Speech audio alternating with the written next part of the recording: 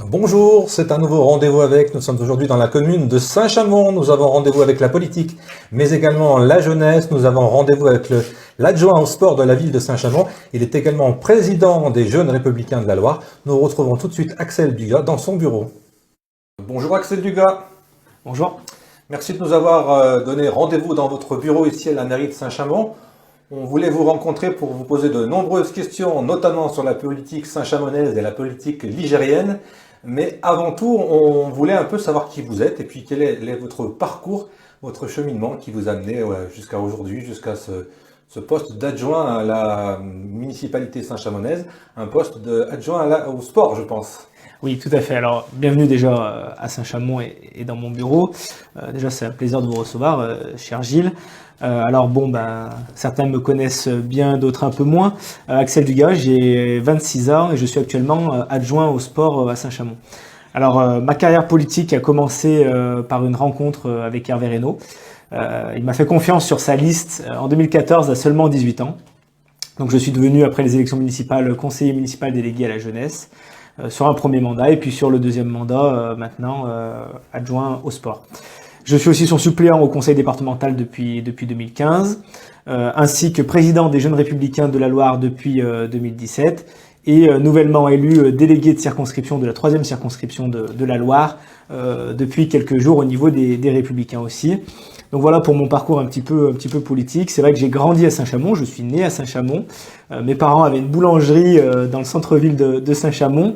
Et c'est vrai que c'est une commune que j'affectionne particulièrement parce que c'est là que je suis né, c'est là que j'ai grandi, c'est là que j'ai étudié et c'est là que je vis au quotidien aux côtés des Couramio. Et l'engagement politique, c'était de faire avancer les choses, de faire avancer ses idées? Alors, c'est vrai que j'ai toujours aimé la politique. J'ai toujours aimé Nicolas Sarkozy depuis 2007. Alors, j'étais pas très grand, j'étais assez jeune. Et puis, j'ai eu la chance de rencontrer Hervé Reynaud en juin 2013, qui m'a parlé de son projet politique, aussi au-delà des partis politiques, de sa vision de Saint-Chamond. Et puis, c'est vrai qu'on s'est rejoint sur beaucoup de sujets. Et j'ai eu aussi cette chance-là qu'un candidat au municipal fasse confiance, j'ai envie de dire, à un gamin, si je peux dire ça comme ça, de 18 ans. Et c'est vrai que c'est une belle expérience et vraiment, j'ai eu la chance de rencontrer Hervé assez jeune et qui m'ait fait confiance. Donc c'est vrai que c'est un engagement parce que faire de la politique au niveau local, mais même à d'autres niveaux, c'est aussi rendre service aux gens. Et c'est vraiment ça l'intérêt, rendre service aux gens, être à côté des personnes que l'on défend et puis surtout essayer de faire avancer les choses. Même si c'est pas toujours ce qu'il y a de plus simple, mais on est vraiment dans cette optique-là. Nous, on le fait depuis 2014 à Saint-Chamond. On en reparlera, je pense, plus tard de notre politique. On le fait aussi au niveau des sports et des associations. Vraiment faciliter, être des facilitateurs de vie de la population. C'est vraiment ça le rôle d'élu.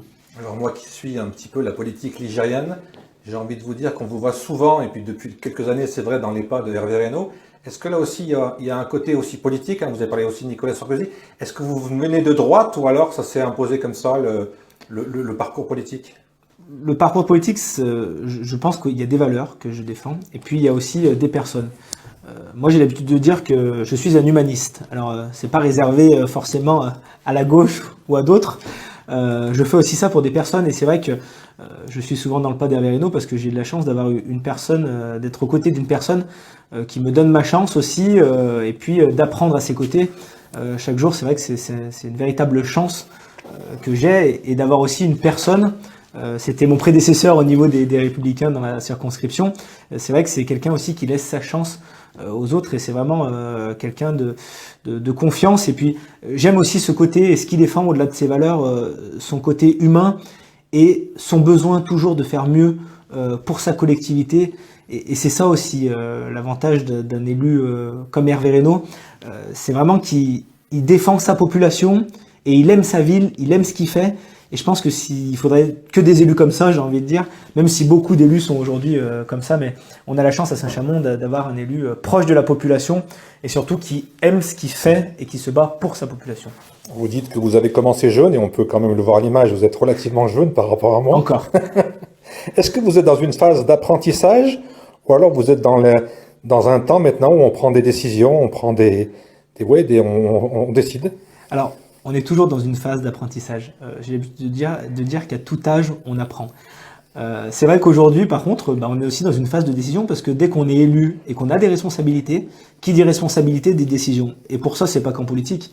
Vous êtes chef d'entreprise, vous êtes responsable associatif, vous devez prendre des décisions. Et nous, en tant qu'élus, on doit prendre des décisions. Donc il y a un côté apprentissage qui se passe durant toute notre carrière. Et il y a aussi un côté où on prend des décisions. Et quand on prend une décision, faut les assumer. Et c'est aussi là les valeurs que je défends, c'est décider, c'est assumer. Et donc on est aussi dans cette phase de décision qui est une phase importante. Il faut toujours prendre une décision en son âme et conscience et faire ce qui nous semble le plus juste pour une plus grande partie de la population, parce qu'on ne peut pas plaire à tout le monde, ça c'est, je pense que vous le savez. C'est assez logique. C'est quelque chose de logique, mais voilà, quand on fait quelque chose, moi je sais que les décisions que je les prends en mon âme et conscience pour la population et pour Saint-Chamond d'abord. Quand vous vous êtes lancé avec Hervé Reynaud, est-ce que là aussi dans le projet, il y avait déjà en vue ce poste de sport, ou alors on se retrouve au sport pour d'autres raisons? Alors non, il n'y avait pas. En 2014, il n'y avait pas du tout ce projet-là. Je vais être très honnête avec vous. J'ai fait campagne pour Hervé Reynaud parce que c'est vrai que c'est quelqu'un qui m'a plu et son discours m'a plu. Je n'avais pas de prétention à l'époque, en 2014, d'être élu. C'est vrai que c'est Hervé qui me l'a proposé d'être sur la liste 29e à l'époque, qui était une place éligible ou non éligible. Vous savez, on était un petit peu entre deux chaises. Suivant le pourcentage. Suivant le pourcentage, c'est ça. Et heureusement et grâce à notre score, on a eu 30 élus et donc j'ai pu intégrer le conseil municipal. Mais je ne savais même pas comment marchait l'élection quand j'ai rencontré Hervé Reynaud, c'est vrai. Donc il n'y avait aucune intention aujourd'hui d'être ici, d'avoir ce poste au sport. C'est vrai que c'est quelque chose après qui s'est fait naturellement. D'ailleurs, je salue mon prédécesseur Pierre Toussaint, qui a fait justement aussi beaucoup pour le sport Saint-Chamonais. Et suite au premier mandat, c'est vrai que Hervé Reynaud m'a proposé justement de prendre cette responsabilité des sports, qui est l'une, je pense, des plus grosses délégations dans une collectivité, parce qu'on est au contact des associations au quotidien, c'est-à-dire la semaine, et puis aussi le week-end sur les manifestations. Alors même si en ce moment avec le Covid c'est un petit peu différent et un petit peu bizarre, on va dire ça comme ça. Mais voilà, c'est une grosse délégation et c'est vraiment une marque de confiance que m'a fait Hervé Reynaud à 25 ans en me nommant au sport. Justement, on parle de sport, on peut même parler presque de chantier, parce que j'ai vu qu'à l'entrée de Saint-Chamond, à la Varizelle, on est en train de construire un gros complexe pour, j'imagine, notamment le basket. Tout à fait, alors c'est l'Arena. L'Arena, tout à fait. Qu'est-ce qui va se passer? Quels sont les projets? Et quel est votre rôle, là aussi, dans ce faramineux projet qui finalement englobe toute la métropole? Alors, l'Arena sera une arena métropolitaine, cofinancée en fait entre plusieurs institutions, c'est-à-dire la métropole qui porte le projet qui va mettre 10 millions d'euros, la région et le président Wauquiez qui vont mettre 10 millions d'euros, le département et le président Ziegler qui vont mettre 8 millions d'euros, et la collectivité de Saint-Chamond, la ville, qui va mettre 3 millions d'euros. Alors c'est vrai que le basket va être club résident, mais j'insiste sur le fait que le basket aura sa résidence là-bas, mais l'objectif du Palais des Sports, c'est qu'il profite à tous les clubs, déjà Saint-Chamonais, et puis de la métropole. Quand je dis ça, c'est-à-dire organiser de grandes compétitions, pourquoi pas un match international féminin de handball, pourquoi pas un match de volley de l'équipe de France, pourquoi pas une grande compétition de gymnastique, pourquoi pas d'autres compétitions nationales, voire internationales. L'objectif de ce Palais des Sports, qui aura 4200 places, il y aura un rendu de l'installation normalement, si tout va bien, le 16 avril 2022. Donc voilà, c'est vraiment l'ambition métropolitaine et l'ambition finalement régionale, départementale et de la ville de pouvoir avoir un complexe comme ça qu'aujourd'hui nous n'avions pas forcément sur la métropole. Un palais des sports, un Arena de 4200 places. Donc voilà, vraiment c'est multisport, et ça j'insiste sur le multisport parce que nous on souhaite vraiment que tous les sports puissent, au niveau national et international, puissent s'exprimer, j'ai envie de dire, dans cette arena. Est-ce qu'on n'a pas un peu peur de voir une construction qui n'est pas achevée et se dire qu'avec le Covid, on risque d'avoir des toutes nouvelles règles et peut-être que cette capacité justement de 4200 places, elle sera peut-être trop grande ou pas assez adaptée à une nouvelle vie? Vous savez, Gilles Charles, je suis un optimiste. Je pense. Je pose juste une question. Je pense que on va retrouver une vie normale. Alors, je ne sais pas si ça sera demain, après-demain, dans quelques mois, dans quelques années. Mais je pense qu'à terme, dans les mois qui viennent, avec la vaccination, avec ce qui est en train de se passer, parce que je pense qu'on va en sortir. J'espère vraiment et je croise les doigts du fond du cœur pour qu'on en sorte. Et je pense que cette arena sera pas trop petite. Parce que l'équipe de basket, un vendredi sur deux, j'espère bien que les supporters, si je peux employer ce terme-là, vont mettre le feu au chaudron de basket qui va être cette arena-là. Donc non, je pense que la capacité aujourd'hui est pas trop grande et qu'on va retrouver une vie normale avec des supporters. Je pense que les supporters en ont besoin aussi. Vous savez, maintenant les équipes jouent à huis clos, on le voit pour le volley à Saint-Chamond ou pour le basket. C'est compliqué. Je pense vraiment que ça joue sur les résultats à domicile. Que les supporters ne soient pas là. Vous savez, dans un match, quand vous avez un petit coup de moins bien, d'avoir de vos supporters qui font du bruit, qui vous poussent, et ça fait du bien. Mais je suis convaincu, vraiment intimement, que nous allons retrouver des supporters dans les arénas et dans les salles de sport ligériennes et de France. Et puis, comme on dit souvent, ça s'appelle la chaleur humaine, et on a tous besoin de beaucoup de chaleur humaine en ce moment. Tout à fait. On parle de basket, je ne suis pas un spécialiste de basket, mais quel est le rôle et l'ambition de ce club de basket? Est-ce que c'est une vitrine pour Saint-Chamond?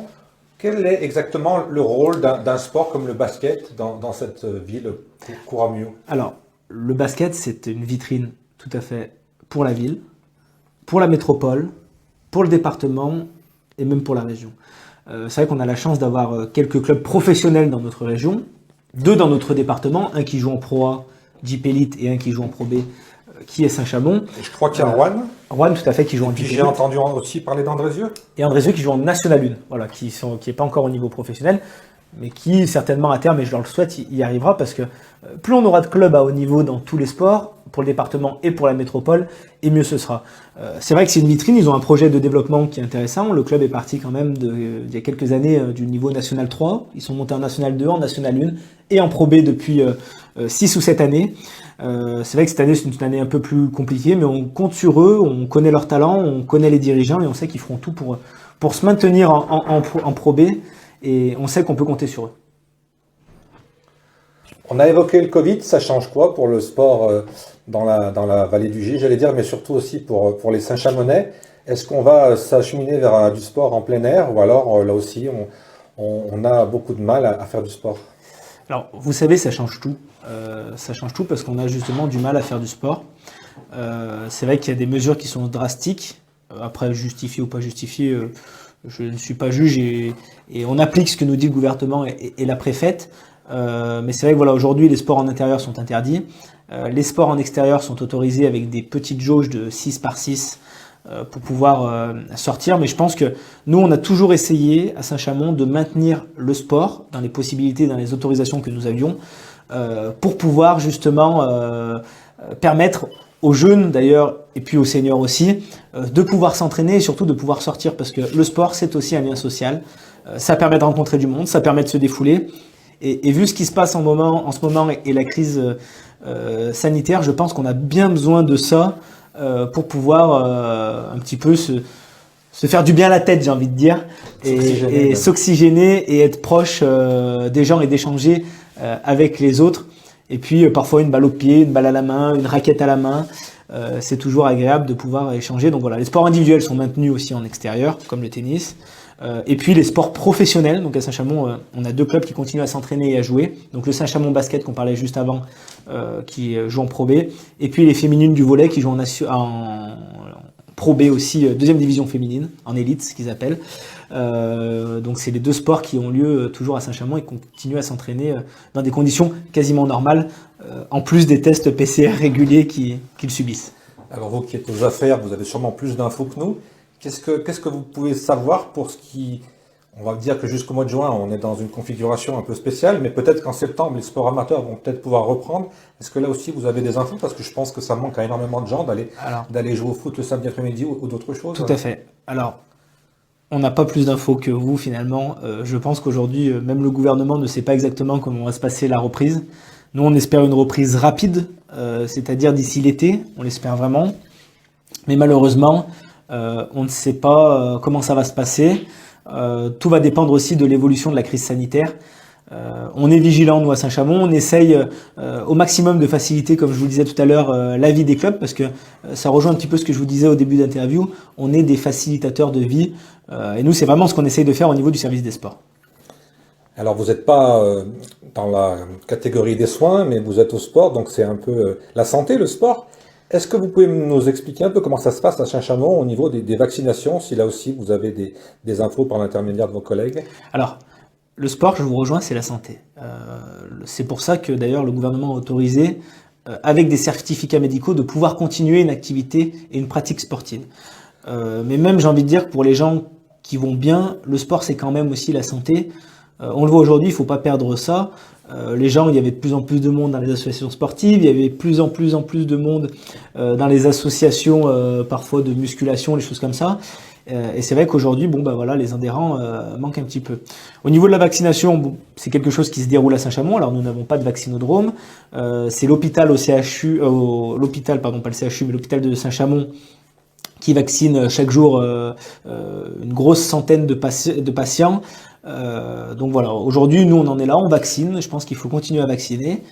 J'espère que plus le temps passera, plus on pourra vacciner justement pour permettre aux gens de pouvoir ressortir et surtout de ne plus avoir cette crainte de choper ce virus, si je peux dire ça comme ça, parce que c'est quand même quelque chose de dangereux et j'appelle d'ailleurs toutes et tous à être prudents et à être responsables et raisonnables. C'est vrai que c'est pas simple, la situation est pas simple, elle est lourde pour tout le monde, même pour nous. Je pense qu'elle est lourde pour les jeunes, pour les gens un petit peu moins jeunes et pour les personnes âgées. Mais voilà, c'est une mauvaise passe à passer et je suis sûr qu'on va s'en sortir et qu'on verra le bout du tunnel dans quelques mois. Dernière question relative au sport et aux finances en même temps. Est-ce que tous ces petits clubs, toutes ces associations, toutes ces structures, elles vont pas batailler et même peut-être ne pas survivre avec des cotisations qui rentrent plus, peut-être même des subventions qui rentrent plus? Vous touchez un point exact. C'est vrai que cette saison 2020-2021 et 2021-2022 vont certainement être des années compliquées parce qu'il y a déjà les adhérents de cette année qui ont eu parfois 1 ou 2 entraînements. Donc l'année prochaine, il va certainement y avoir, si on peut appeler ça entre guillemets, des ristournes sur les adhésions, c'est-à-dire des rentrées d'argent en moins. Peut-être des adhérents en moins, si on le voit, j'ai reçu le hand pas plus tard qu'hier, le volley la semaine passée, vraiment tous les clubs ont perdu des adhérents, et on espère vraiment, les clubs espèrent, et je l'espère aussi, on fera tout. D'ailleurs, on est en train de monter une fête des associations qui aura lieu à la plaine des Jeux, le dernier samedi d'août, pour justement refaire connaître ces associations et puis dire aux gens, ben revenez, on a besoin de vous parce que les associations tournent grâce aux adhérents. Et les adhérents peuvent réaliser des activités dans les associations grâce aux bénévoles qui sont dans les bureaux, dans les comités directeurs, dans les conseils d'administration des associations. Donc nous, on compte vraiment sur eux pour relancer, mais je veux vraiment leur dire qu'au niveau du sport, au niveau des associations, on sera à leur côté pour les accompagner encore dans les semaines et dans les mois à venir. On ne les laissera pas tomber, que ce soit financièrement, que ce soit avec des aides humaines ou matérielles. On sera à leur côté, on fera tout, je dis vraiment tout, pour que les associations saint-chamonaises puissent maintenir leur activité et puissent repartir du bon pas. J'ai pas pris mon maillot de bain avec moi, mais je sais qu'il y a un complexe sportif à Saint-Chamond qui a une belle réputation, c'était la piscine à vagues. On en est où pour la piscine? Là, j'ai vu on peut se baigner, on peut plus se baigner, on peut renager, on en est où actuellement? Alors, la piscine à vagues, tout à fait. Un très beau complexe d'ailleurs qu'on a rénové en 2017 avec près de 4 millions d'euros investis par la collectivité. C'est vrai qu'aujourd'hui, alors non, on ne peut pas se baigner. Alors, c'est pas de la faute de la collectivité de Saint-Chamond, mais les seuls qui ont le droit d'utiliser la piscine, ce sont les scolaires actuellement. Ceux qui ont un certificat médical, tout à l'heure, ce qu'on parlait justement de ces personnes-là, c'est les seuls aujourd'hui qui ont le droit de nager et d'être dans la piscine. Et le directeur que j'ai très très régulièrement au téléphone espère vite pouvoir retrouver du monde et de la population justement dans cette piscine, parce que c'est aussi un lieu de vie. Les beaux jours arrivent, on le voit aujourd'hui, on est jeudi, il fait beau, donc on veut vraiment que ces espaces puissent réouvrir. Donc on espère le plus rapidement possible, mais c'est pareil, tout dépendra de la crise sanitaire et puis des autorisations préfectorales ou gouvernementales. Alors on mélange les sujets, mais c'est un petit peu normal parce que les sujets souvent sont dans deux administrations saint-chamonaises. On a parlé de l'Arena tout à l'heure pour le sport. J'ai envie de vous dire, l'Arena, ça va être aussi un lieu de convivialité et de commerce, parce que juste à côté, il va y avoir tout un pôle de commerce. Comment vous allez faire vivre tout ça? Il y aura que des choses pendant les manifestations sportives, ou alors il y aura d'autres choses tout au long de la semaine ou les week-ends? Alors non, il y aura des choses. C'est vrai que vous avez cité une zone commerciale qui va ouvrir fin août. C'est vrai que c'est sous l'impulsion, c'est vrai, d'Hervé Reynaud qui a souhaité que la Varizelle retrouve, alors si on peut appeler ça comme ça, une seconde jeunesse aussi, avec ce pôle commercial et différents commerces qui ont été annoncés récemment, comme Jiffy, Action, Intersport et bien d'autres. C'est vraiment un pôle qui va être ouvert pendant les horaires d'ouverture de l'Arena, c'est-à-dire pendant les matchs, ou avant les matchs, mais aussi la semaine, le week-end. Vraiment un pôle attractif parce qu'on a besoin de ces pôles-là au niveau de notre collectivité comme Saint-Chamond, qui, je le rappelle, est quand même la deuxième ville du département de la Loire. Et c'est vrai que on le voit aujourd'hui, je pense, vous le voyez tous, Saint-Chamond se transforme quand même, Saint-Chamond change, Saint-Chamond évolue et Saint-Chamond s'embellit. Donc c'est vrai que c'est ça qui est important aujourd'hui. Et on l'a vu avec Nova Syrie déjà, on a commencé avec Nova Syrie en 2014 avec une inauguration en 2018. Des commerces, un parc de plusieurs hectares, c'est aussi ça Saint-Chamond, de multiples places qui ont été refaites, de multiples rues, voilà, c'est aussi ça l'urbanisme, et ça tient à cœur à mon collègue Jean-Luc Degrec qui est adjoint à l'urbanisme, de pouvoir aussi transformer Saint-Chamond. Quelle est la place aujourd'hui de Saint-Chamond entre la grande ville Saint-Étienne, j'allais pas dire Lyon parce que c'est un petit peu plus loin, mais il y a Givors, il y a Rive-de-Gier. Quelle est exactement la place? Alors on a parlé un peu de commerce avec tout ce qui va se situer autour de l'Arena. On est un peu surpris aussi, c'est un autre sujet de cette ouverture, parce qu'on se dit, tiens, le style est à 2 minutes, donc bizarre. Mais quelle est la place aujourd'hui de Saint-Chamond entre toutes ces villes? Saint-Chamond est une ville intermédiaire. C'est vrai que je peux même faire une parenthèse, j'ai vu il n'y a pas longtemps une communication où vous vouliez attirer des Lyonnais sur Saint-Chamond. La place de Saint-Chamond, elle est vraiment centrale. Vous êtes à 30 minutes de Lyon, 35 minutes, à 20 minutes, un quart d'heure de Saint-Étienne. Vous avez une gare SNCF où il y a des trains toutes les quarts d'heure ou toutes les 20 minutes pour aller à Saint-Étienne ou pour aller à Lyon. Vous avez une périphérie qui vous permet d'avoir des lotissements de qualité. Il y a aussi un beau cadre de vie, une politique aussi sociale avec la rénovation des HLM par GPIL Habitat et maintenant Métropole Habitat au niveau de Fonsala, au niveau de la Croix-Berthaud.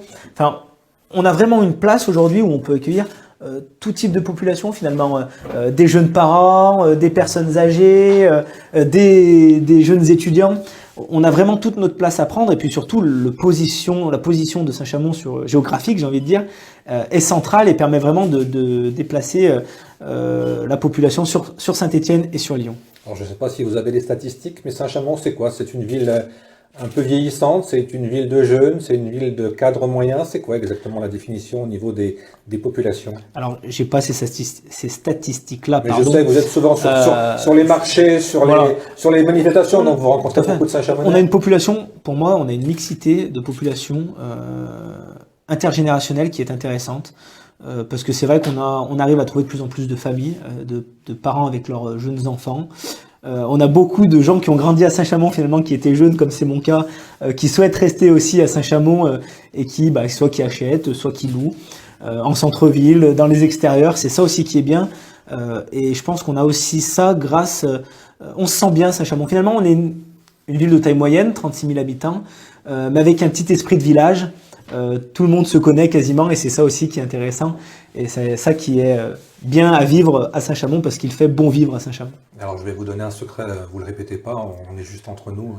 Je suis allé 2 années à Sainte-Anne, à Saint-Chamond, donc je me sens un petit peu courant mieux. D'accord. Dès que de toute façon on passe plus d'1 semaine à Saint-Chamond, on est quasiment intégré Couramio et c'est ça aussi, c'est cette population qui est aussi accueillante. Je pense qu'à Saint-Chamond, les gens qui viennent aujourd'hui à Saint-Chamond se sentent bien. Alors on a évoqué Saint-Chamond, on va évoquer un petit peu plus la politique. Vous êtes le président des jeunes de la Loire du parti des Républicains, les LR. Tout à fait. Comment on devient président et quel est votre rôle? Alors, comment on devient président? J'ai été nommé par Jean-Pierre Tête en 2017, suite à la défection de mon prédécesseur, suite aussi à l'affaire Fillon. C'est vrai qu'on a repris chez les jeunes un parti... pas en faillite, mais pas loin. De mémoire, on devait être une petite dizaine pour finir la campagne de François Fillon en 2017. Et finalement, aujourd'hui, on est une centaine de jeunes à être adhérents du parti Les Républicains dans la Loire. Donc c'est vraiment un travail de terrain. Et moi, vraiment là-dessus, je salue aussi mon équipe parce que seul, on va plus vite, mais ensemble, on va plus loin. Et c'est vrai que j'ai une équipe qui est soudée, j'ai une équipe qui a été mobilisée. J'ai une équipe qui n'a jamais lâché, parfois malgré les pressions, parfois malgré les difficultés. N'a jamais lâché, a toujours été à mes côtés.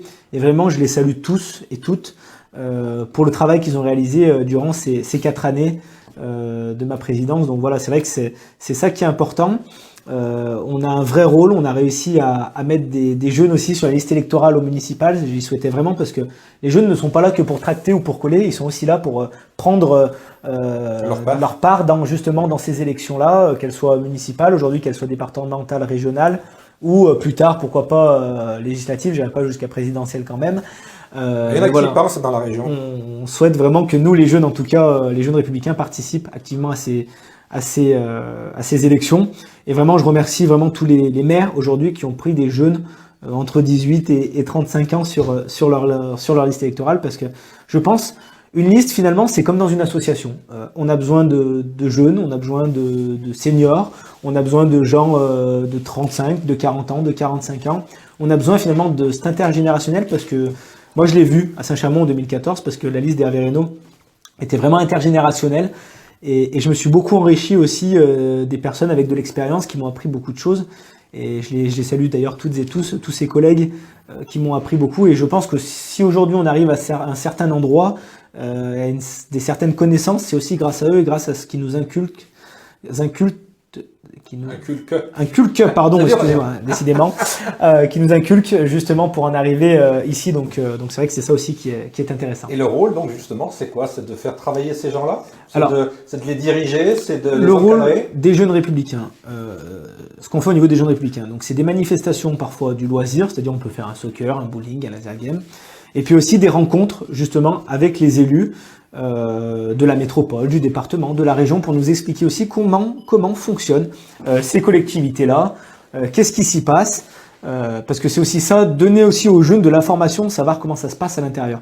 Parce que tant qu'on ne l'a pas vécu, c'est difficile de s'y imaginer. Donc on a vraiment cette chance-là, et on a aussi la chance que les élus seniors, et moi je les remercie aussi toutes et tous, jouent le jeu. On a une fédération aussi qui nous laisse beaucoup de liberté. J'en remercie d'ailleurs Jean-Pierre Tête, son président, qui nous a donné des moyens financiers, qui nous a donné des moyens humains et matériels de pouvoir réaliser de nombreuses manifestations au niveau des jeunes républicains. C'est vrai qu'on a une fédération qui est soudée, on a une fédération qui est forte au niveau des républicains. Chez les jeunes, on est la première force politique du département, et ça quand même c'est pas rien. Donc voilà, on veut vraiment rester là-dedans, et on veut vraiment continuer comme ça. Alors, on a parlé de votre présidence. Je vois que vous êtes également, on l'a dit, vous êtes adjoint au sport, vous êtes également président des Jeunes Républicains, mais vous avez pris aussi encore un échelon, c'est que vous êtes responsable départemental, ou plutôt délégué de la 3e circonscription de la Loire.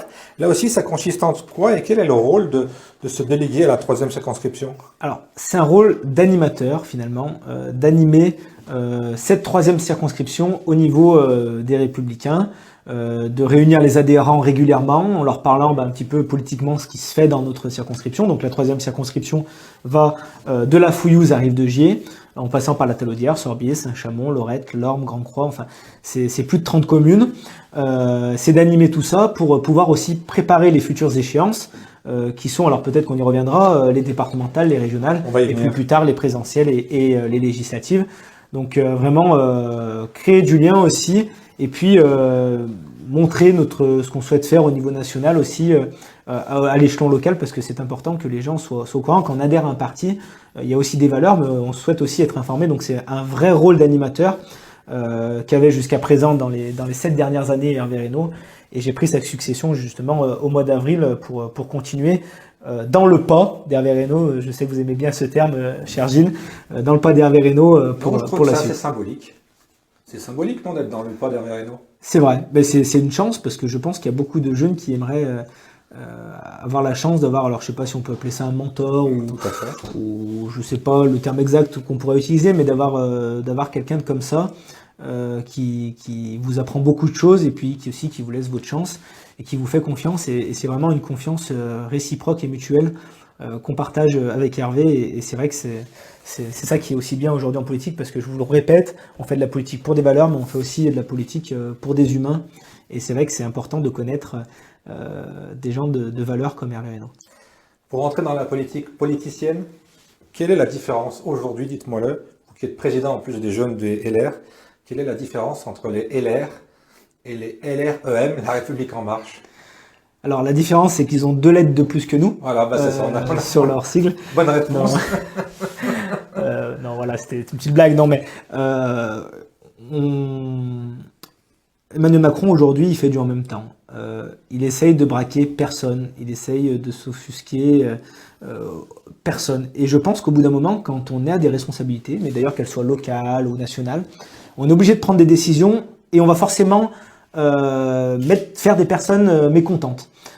Et je pense que le problème d'Emmanuel Macron, c'est qu'il fait du en même temps, d'ailleurs il l'assume, mais on veut froisser personne et je pense que c'est pas forcément la bonne solution. On le voit sur plein de choses, sur la sécurité, sur la fin de vie, sur plein de lois qui arrivent justement en ce moment à l'Assemblée nationale, où on essaye de rassembler un peu tout le monde, de faire plaisir à toutes les composantes aussi politiques finalement qui aujourd'hui sont dans la majorité présidentielle. Et tous ces petits partis, micro-partis, je ne sais pas exactement comment ils s'appellent, on essaye de faire plaisir à tout le monde, mais en fait on ne peut pas faire plaisir à tout le monde. Et puis quand on arrive à des responsabilités, l'objectif c'est d'agir dans ce qui nous semble juste. Moi je ne reproche pas à Emmanuel Macron de faire ce qui lui semble juste, parce qu'il a été élu pour faire ce qui lui semblait juste. Mais par contre voilà, au bout d'un moment on ne peut pas faire du en même temps. Et puis on a voulu finalement aujourd'hui sur la gestion de la crise, moi je ne reprocherais pas forcément quelque chose parce que je pense que être à la place de l'État c'est pas simple, c'est pas facile. On le voit déjà nous au niveau local, la complexité. Donc je pense que je serais mal placé pour juger le président de la République et surtout j'en ai pas l'intention et puis c'est pas mon rôle. Mais voilà, c'est vrai que sur beaucoup de choses on est en désaccord. Avec certains parfois ministres, on l'a vu avec Bruno Le Maire sur la CSG, on le voit sur beaucoup de sujets, c'est vrai que c'est compliqué. Nous, on essaye au niveau, à l'échelon régional, départemental, métropolitain, local, voilà, de faire agir. Et puis, je pense qu'il faut vraiment que le gouvernement s'appuie sur ces élus locaux de proximité, parce que j'ai l'impression, qui est personnelle, mais que le pouvoir, aujourd'hui, c'est excentré sur Paris, reste sur Paris. Et puis ils restent dans leur petit coin parisien et puis finalement on ne sait pas trop ce qui se passe en circonscription. Et même si, par exemple, les députés, je prends cet exemple-là, mais sont des élus nationaux, je pense que c'est important au niveau local de savoir ce qui se passe parce que les problématiques ne sont pas les mêmes dans toutes les circonscriptions, ne sont pas les mêmes dans toutes les communes.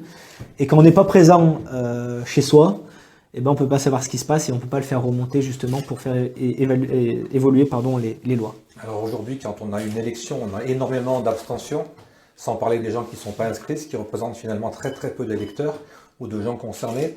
Justement, on parlait d'Emmanuel Macron et de la politique, on parle des Républicains. Pour ne pas citer le groupe, on va dire que c'est le MoDem. Comment vous expliquez qu'un groupe qui, dans la région, soutient Laurent Wauquiez, va partir, soutient Emmanuel Macron au niveau national, va partir avec des listes bizarres au départemental? Comment vous expliquez ça et comment finalement les gens ils comprennent rien et finalement le dimanche, au lieu d'aller voter et peut-être même d'attraper le Covid, ils vont aller ailleurs quoi. Vous savez, les tambouilles politiques, c'est pas ma spécialité et j'y crains. Même si je suis dans un parti politique, mais on a la chance avec Hervé Reynaud d'avoir été élu sans parti politique en 2014, contre les partis politiques même. Donc aujourd'hui, c'est vrai que c'est des décisions que les partis prennent. C'est parfois dommage. Ils sont avec nous au niveau départemental, contre nous au niveau régional. Je pense que surprenant. L'union fait la force. On se bat pour des valeurs. Qu'on défend et nos valeurs ne peuvent pas changer à chaque fois. Je comprends parfois certains la pression parisienne, mais ça rejoint ce que je vous disais avant finalement. Quand on est un coup avec LR au département, un coup avec LREM au régional, c'est de la tambouille politicienne parisienne, ni plus ni moins, c'est des ordres qui viennent d'en haut. Et finalement, aujourd'hui, vous me posiez la question pourquoi les gens votent plus, mais parce que les gens, ils en ont marre. Ils en ont marre de cette tambouille politique finalement. Marre et un peu perdu par les opinions, par les valeurs aussi. Et un peu perdu par les valeurs. Les gens finalement, qu'est-ce qui fait gagner, par exemple, qu'est-ce qui a fait gagner Hervé Reynaud en 2011 au cantonal, en 2014 au municipal? C'est la personne, c'est Hervé Reynaud. C'est les gens qu'il avait autour de lui. Finalement, aujourd'hui, nous les politiques, on doit se recentrer sur ça finalement. On doit défendre nos valeurs dans nos territoires avant de penser finalement à des postes. Moi je dis souvent, on n'est pas là pour des postes, on est là pour défendre des valeurs et des personnes. Personne n'est irremplaçable. Chacun est libre de prendre ses décisions et moi je ne juge pas ou je ne critique pas les prises de position des uns et des autres. Mais c'est vrai que je comprends la population parfois sur le flou artistique. Vous me parlez du MoDem et je connais bien la présidente de la Loire que j'apprécie en plus, Siam Labiche.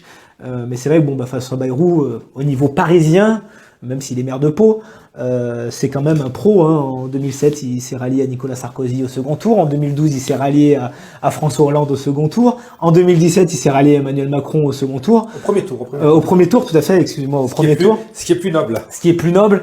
Mais on se dit que j'espère qu'il continuera pas comme ça, à se rallier à quelqu'un d'autre, peut-être de plus dangereux en 2022. Parce que bon, voilà, c'est vrai que moi je comprends certaines personnes qui soient dépassées et qui trouvent ça illogique. Parce que même nous, parfois, on a du mal à le comprendre, alors qu'on trempe dedans, j'ai envie de dire. Et puis surtout, on a du mal à l'expliquer. Donc c'est pour ça que moi, j'insiste dans les explications à dire, moi personnellement, je ne suis pas comme ça. Et puis c'est pas ce qu'on veut inculquer, et c'est pas ce que j'inculque au niveau des jeunes républicains. C'est même si on adhère à un parti politique, on est toujours au-delà des partis pour défendre des valeurs, des personnes et un territoire d'abord. Quand vous êtes sur les marchés de Saint-Chamond, quand vous êtes dans les quartiers de Saint-Chamond, dans les rues de Saint-Chamond, les habitants qui vous parlent, ils vous parlent de quoi? Ils vous parlent de Saint-Chamond ou ils vous parlent de la politique nationale, peut-être même de la vaccination, ou peut-être même, allez, on va dire, du commerce et du sport? Les gens, ils nous parlent de la politique locale finalement, ils nous parlent de Saint-Chamond, ils nous parlent aussi de leurs problèmes, de leurs difficultés, parce qu'on est là aussi pour ça, pour résoudre ces difficultés du quotidien. C'est pour ça que le mandat d'élu local, maire, adjoint, conseiller municipal, je pense, pour moi, personnellement, c'est un des plus beaux mandats parce que c'est là où on a la proximité, où on peut résoudre les problèmes assez rapidement, alors pas tous parce qu'on n'a pas tous les leviers, mais les gens nous parlent de ça. Et puis aujourd'hui, oui, les gens nous parlent de vaccins, les gens nous parlent de Covid, parce que c'est aussi une inquiétude. Nous, à notre niveau, on essaye de faire ce qu'on peut, et puis le reste, après, c'est à l'État, c'est une politique gouvernementale. Encore une fois, je ne reviendrai pas dessus parce qu'il se passe ce qui se passe. Mais voilà, nous, on aime vraiment ce côté voilà, d'interpellation. Encore samedi dernier, on était sur le marché avec Hervé Reynaud. Pour vous dire, j'ai toujours une petite fiche sur moi. C'est des fiches comme ça, et on en remplit plusieurs par week-end. Et ça nous permet de faire un point le lundi, justement, pour résoudre le problème de ces gens-là, pour les rappeler. Parce que généralement, ils ont des questions. Alors parfois, on a la réponse tout de suite, parfois, on ne l'a pas. Mais on essaie vraiment de résoudre, si possible, tous les problèmes des Saint-Chamonnais. Et ce qui fait aussi la politique, et le politique au sens noble du terme, finalement, et ben c'est ce que fait finalement Hervé Reynaud en allant dans les associations, sur le marché, en ayant la proximité avec les gens. Parce que finalement, les gens, j'en reviens encore une fois à ce que je vous dis, et peut-être que je me répète, mais les gens, ils en ont marre de cette politique parisienne. Ils préfèrent leurs élus locaux. D'ailleurs, on le voit, c'est au municipal où il y a le plus de participation. Parce que c'est là où ils connaissent les gens, ils connaissent l'équipe, ils connaissent le maire. Et puis, ils savent qu'ils peuvent le contacter à tout moment. Mais ça n'a pas finalement changé la façon de faire, cette épidémie. On est beaucoup moins en contact. Maintenant, on voit tout le monde en visioconférence. Est-ce qu'on a encore la possibilité d'avoir le contact avec sa population et ses concitoyens? Alors, c'est vrai que ça a complexifié les choses. On va pas se le cacher. C'est pour ça que j'espère qu'on reviendra assez vite à une vie normale, parce que la visio, c'est bien. Nous, on en fait beaucoup d'assemblées générales en visio. C'est quelque chose d'obligatoire parce qu'on n'a pas le choix aujourd'hui. On en a fait aussi quelques-unes en présentiel avec des distances de sécurité respectées et avec l'autorisation de la préfecture. Mais c'est vrai que oui, il y a plus de convivialité. Vous savez, l'assemblée générale, une manifestation, vous y allez, vous apercevez déjà ce que font les bénévoles. Parce que c'est des bénévoles dans les clubs, dans les associations sportives, caritatives, culturelles. Vous apercevez de ce qu'ils font. Vous échangez avec eux, ça vous permet parfois de connaître leurs problématiques aussi, de savoir comment on peut améliorer les choses. Et puis après, vous buvez toujours un verre de l'amitié, vous échangez aussi dans ce moment de convivialité, ça permet d'apprendre à connaître les gens, parce que c'est aussi ça la politique finalement, apprendre à connaître les autres. C'est là où on a les vraies informations. Et c'est là où on a les vraies informations, tout à fait. Entre deux verres. Pour les politiques, on va parler maintenant de deux élections qui approchent, puisque c'est dans quelques semaines, si tout se passe bien. Elles ont été reculées d'une semaine, donc ça sera fin juin. Les départementales, comment ça se passe au niveau LR? Est-ce que là aussi les jeunes ont leur mot à dire, et est-ce que les candidats ont été désignés? Comment on en est où pour les départementales? Alors, les candidats sont en train d'être désignés. Les jeunes ont leur place au niveau de ces élections-là. C'est vrai que c'est une élection importante. Nous, on est entre guillemets à fond derrière le président Ziegler pour sa réélection déjà dans son canton et puis à la présidence du département de la Loire. Moi personnellement à Saint-Chamond, je ferai campagne aux côtés d'Hervé Reynaud qui va certainement repartir aussi dans son mandat comme il l'avait annoncé au mois de janvier dans son mandat départemental. Vous êtes suppléant? Alors j'étais suppléant, mais c'est un poste que je vais certainement ne pas reprendre parce que bon vous voyez j'ai beaucoup de choses aussi aujourd'hui à côté. Et il faut aussi de la place pour tout le monde, et c'est ça aussi qui est Il faut intéressant. rappeler que c'est un binôme homme-femme, aussi bien les Titulaires que les suppléants. suppléants, tout à fait. Donc c'est pour ça que Hervé pourra compter bien sûr sur tout mon soutien et sur tout mon engouement pour être à ses côtés durant cette campagne. Et puis les jeunes républicains seront aux côtés de tous les candidats de la majorité, qu'ils soient LR, qu'ils soient Modem, qu'ils soient Agir pour certains. Nous serons aux côtés des candidats de la majorité parce qu'on a un département qui fonctionne bien, qui est à droite depuis longtemps, qui a fait ses preuves. On l'a vu avec le président Beaune, que je connais bien parce que j'ai été son attaché parlementaire une année au Sénat. Le président Ziegler a continué ce travail-là sur le rôle du département, qui est quand même un rôle dans le social aujourd'hui, au niveau de la jeunesse, au niveau des collégiens, qui est très important. Et on le voit même au niveau des communes. Nous, Saint-Chamond, on a eu la chance d'en profiter avec ce financement, une partie de l'ARENA. Donc voilà, on souhaite vraiment les accompagner jusqu'au bout. Et je suis sûr que ça se passera bien parce que l'avantage, c'est qu'on a des élus de terrain. Vous savez, il y a des candidats qui vont tomber un petit peu de partout et de nulle part. Peut-être certains vont afficher la tête de leur leader, peut-être d'autres pas. Vous savez, ça c'est la tambouille encore parisienne. Tant qu'ils mettent pas la mienne de tête. Mais nous, il n'y a pas de tambouille. Chez nous, il n'y a pas de tambouille. Il y a des élus locaux, il y a des élus de proximité, il y a des élus d'échange qui échangent avec vous, avec la population, et qui sont là pour vous rendre service, pour votre intérêt avant le leur. Alors, j'aimerais lui poser la question directement en face, mais j'espère que ça se fera dans les semaines qui viennent. Est-ce que Hervé Reynaud, finalement, c'est pas le futur président du conseil départemental de la Loire? Alors, je ne veux pas parler à la place d'Hervé Reynaud parce que je ne suis pas Hervé Reynaud, vous l'avez dit. Je ne sais pas, je n'en ai pas discuté, c'est vrai, avec lui, je ne sais pas ce qui va se passer. Moi, de ce que je sais, c'est qu'il est lui aussi, entre guillemets, à fond derrière le président Ziegler, avec qui il a une très bonne entente et avec qui ça se passe très bien. Donc parfois, il faut peut-être se méfier des rumeurs, mais je pense que le mieux placé pour répondre, c'est certainement lui. Mais vous savez, Hervé Reynaud, c'est quand même quelqu'un de fidèle et qui n'a qu'une parole. Quand il dit quelque chose, il le fait. Tout à fait.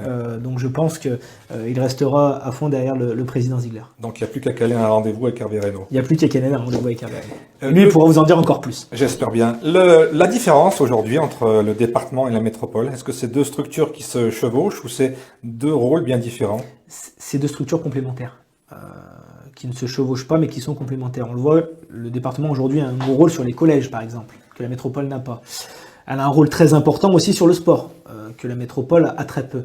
Elle a un gros rôle sur le social, c'est quand même le budget du social, c'est quand même plus de 100 millions d'euros qui grimpe chaque année. Aujourd'hui, on ne peut pas se passer du département. C'est un peu différent de Lyon où ça se passe différemment, mais dans la Loire, on a besoin du département de la Loire, on a besoin de la métropole, on a besoin de l'agglo de Roanne, parce que Roanne est en agglomération. On a besoin de tout le monde finalement pour fonctionner. Donc non, il n'y a pas de chevauchement. Et on a tout intérêt, et ça j'insiste, à travailler tous main dans la main entre le département, la métropole, les communes, la région. C'est ce qui se fait déjà depuis de nombreuses années entre le président Perdriau, le président Ziegler, le président Vauquier, le président des maires de la Loire et Hervé Reynaud. Donc vraiment, moi je souhaite que ça continue comme ça et je souhaite qu'on continue à travailler main dans la main. Du département à la région, il n'y a qu'un pas. La région, pareil, c'est une élection un peu différente. On est là, c'est des listes de départements, voilà, qui composent la région. Est-ce que vous allez être présent également aux élections régionales, le candidat, le meneur des Républicains, Axel Dugas? Alors, nous, on souhaite que Laurent Wauquiez soit candidat. Je pense pas qu'il y a de doute là. Qu'il le sera, on le souhaite vraiment. Pour notre part, les jeunes Républicains, nous serons présents justement dans cette campagne électorale. Non, je ne serai pas candidat aux élections régionales non plus, sur la liste de Laurent Wauquiez, parce qu'il y a déjà des gens compétents, je pense qu'il y aura des nouvelles têtes aussi.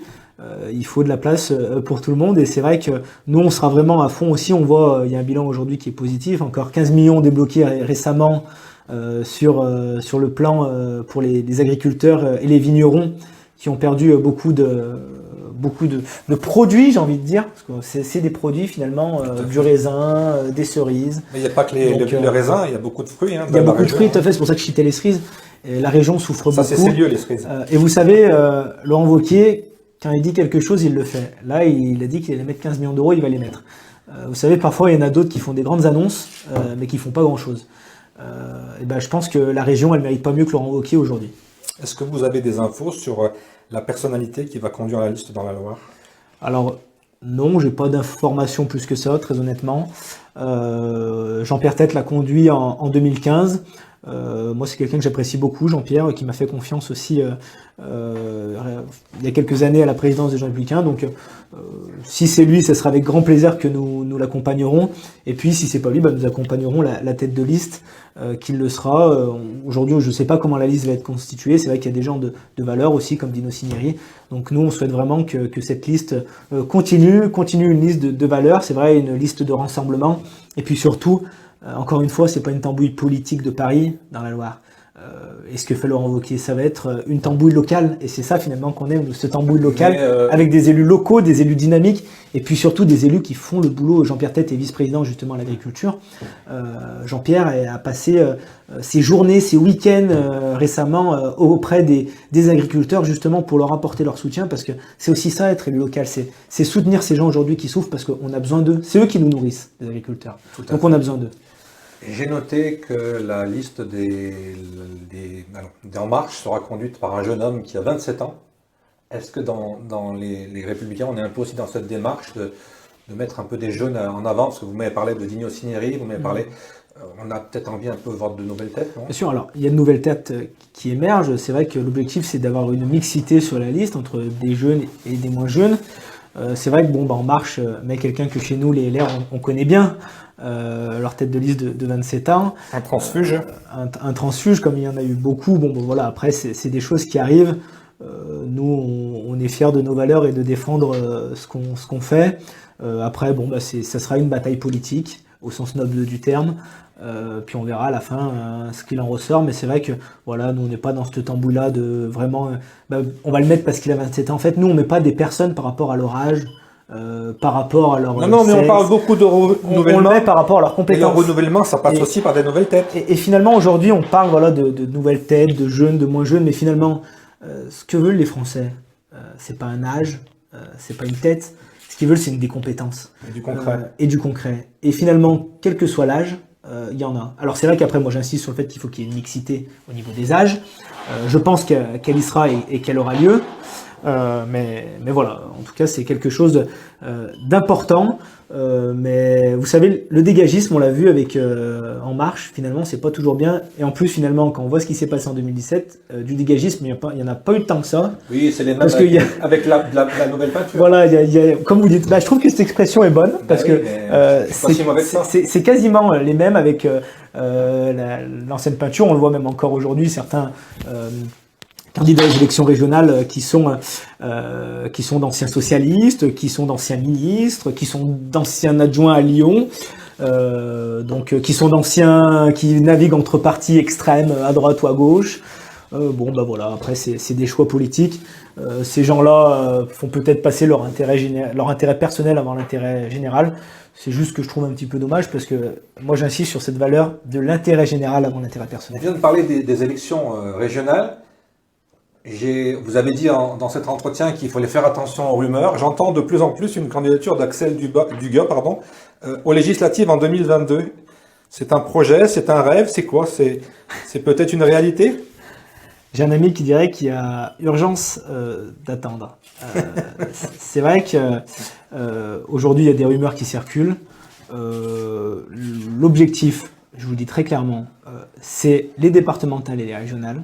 C'est déjà gagner ces deux élections, à la fois pour le canton de Saint-Chamond-Lorme avec Hervé, et à la fois avec les Républicains pour le département de la Loire, à la fois les régionales avec Laurent Wauquiez, et puis après, on se posera tous ensemble pour réfléchir aux futures élections, qui sont les présidentielles ou les législatives. Aujourd'hui, aucune porte est fermée, aucune porte n'est non plus forcément ouverte. C'est des discussions qu'on n'a pas forcément entre nous. Alors je sais que les journalistes aiment bien lancer des rumeurs. Alors il n'y a pas de fumée sans feu, parfois vous allez me dire peut-être, c'est vrai.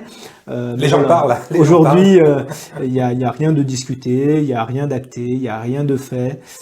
Donc c'est vraiment des choses qui se disent à droite à gauche, mais qui ne viennent ni de moi ni de notre majorité.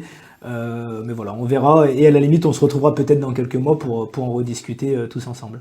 Donc on ne peut pas écarter la candidature d'Axel Dugas à la législature en 2022. C'est dans les tuyaux. Il est urgent d'attendre après l'été 2021. le mois de septembre. Donc il n'y a pas de candidature dans les tuyaux. Il n'y a pas de candidature dans les tuyaux pour l'instant. Il se passe vraiment, et je suis honnête avec vous, il se passe rien.